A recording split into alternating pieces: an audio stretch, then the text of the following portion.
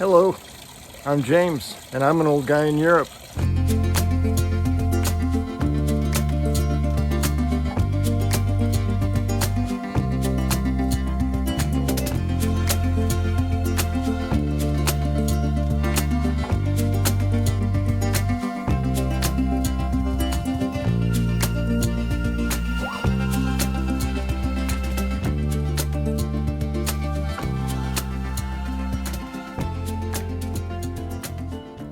Hello, and welcome to another episode of An Old Guy in Europe. This week on the Good Morning Portugal Show in October of 2022, I share my confusion about why people move to a new country expecting it to be the same as where they came from. And with that in mind, taking a good look at our motivation for moving before making that move. So as always, I invite you to please sit back, relax, and enjoy.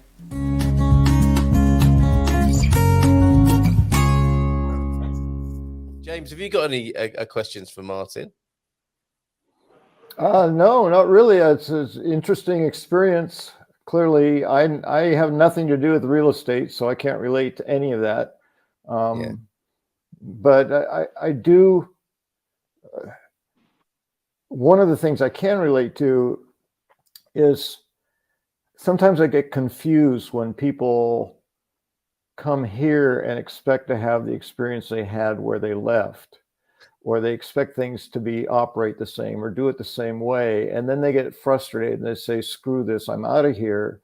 It just kind of baffles me a little bit. It's like, why did you come to a new place with a different language and a different culture and then get frustrated that it is that?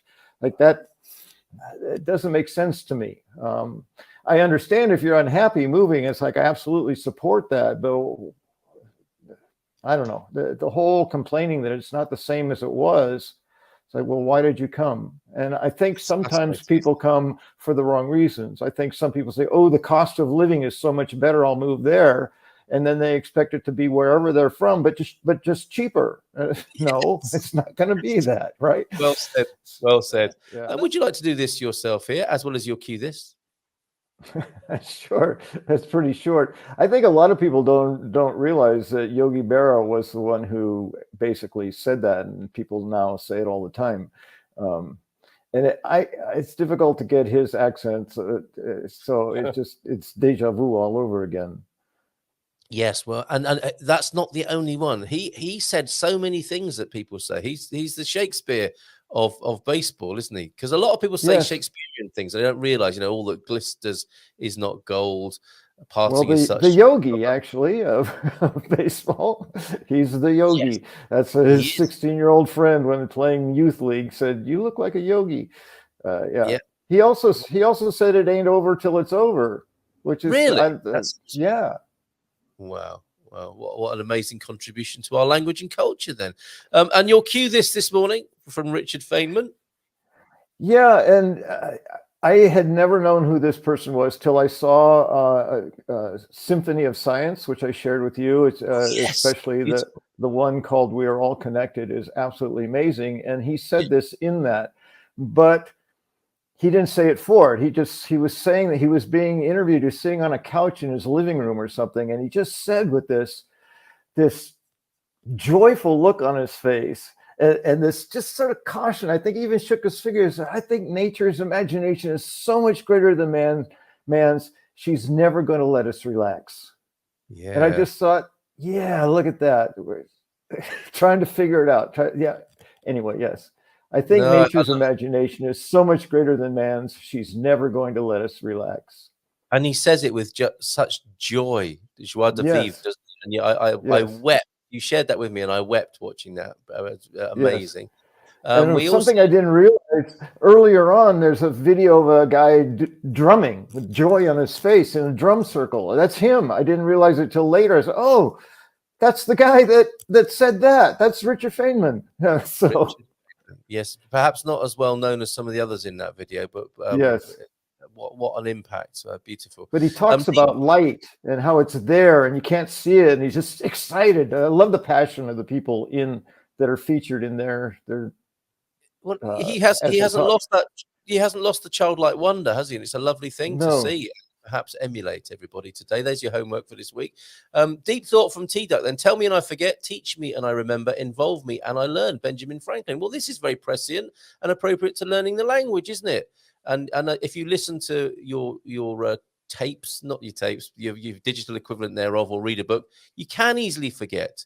If you go to classes, you can still forget. But involvement, getting in there and your everyday interactions in Portuguese, the lusodoco, give it a go, folks. Not that there's anything wrong with being told or being taught, but certainly it all makes much more sense, I think, when the involvement and where the rubber hits the road, as we were. Okay, then finally, dad jokes at 8 minutes past 10 on the show that starts at 8:31 and finishes sometime after 10. And ends eventually. An event ends eventually. When we're ready for it. It's not over till it's over, as I think Yogi. That's right. Just ask Yogi. Okay, we're putting you on the spot now, and we're going to have a build-up jingle for this. You're facing the dad joke wave this morning. Why was the so do you want a genuine response, or do you want me to try to not have one? I think I'd like you to try and not have one, so to speak. Okay, I think I'll be able to succeed with that. You do you? Oh, quite a bold entry, and who doesn't like? Okay, bold entry from James this morning. Put me to the test. Putting you to the test right now. Why was the duck's speech censored? Okay, you can answer. You don't have to go. Why? Just a nonchalant shrug of the shoulders. Why was the duck's speech censored? Foul language. Stony faced. My God, I think you might be right. What did the socks? Come on, James. This will really test your steely gaze here. What did the socks say to the pants? What's up, britches? What's up, britches? He's good. He's good. You want him in your poker team, this man. A man fell off the nightclub roof. Sadly, he was not a bouncer. Good effort, James. Good effort, James. I do have to ask you, were you laughing inside? A little bit. What's up, britches? That's funny, isn't it? What's up, britches? No, okay. Yeah. Right. Who knew? Inside, there's a sort of a with most dad jokes, and I think that's appropriate. That's an excellent dad joke if you go, or you roll your eyes, or you slap your forehead. Those are great dad jokes. Yes. Successful. T-Duck, who knew Aldous Huxley was George Orwell's French teacher at Eton College? Oh, those Etonians, they get everywhere, don't they? Incredible. Thank you very much. Any final reflections from you on this Mindful Migration Monday, James? It's been a busy one. I don't want to miss that. I think that last comment you read is about the two authors of the two books that Ian read. Of course. Yeah, absolutely. Brave New World and 1984. Yeah. So the connection anyway. Wait a minute. So we can't go anywhere. Square Eyes. Sorry, I'll come back to you on that, on the question I just asked you, because a load of comments have just poured in. Square Eyes is agreeing with you. We were having a little chat. He was missing dried, chilled cuttlefish from his days in Hong Kong that he was somehow reminded about. And he agrees with you. Portugal uses the same alphabet. Get on with it. Bit of tough love there. I made the comment the other day. Someone was we were talking about learning language, and I said, yes, I'm having the opportunity by watching this show to learn two languages, Portuguese and British English. Yes, well said. We're doing our best. I'm not even being paid. Well, and vice versa, I think. Yes. It's so true. Porto. Thanks, Carl and James, everyone. Oh, this is a reminder probably to stop. Ouch! This is probably a reminder that we should stop the show now, because the garden show is coming along at 6:15 this evening. So perhaps we should. Carl, you knocked my earbud out. Sorry. But final word to you, James, this morning, before we go. Easily and leisurely, we're in Portugal. This is not America. This is not Singapore. This is not Mexico. It is Portugal, everyone. And we will amble our way into this wonderful segunda-feira, but not until we've heard a final word about mindful migration from James the Slug. Well, that was actually a part of what, as I say, I always have something prepared just in case, and I'll get to it next week or something else. But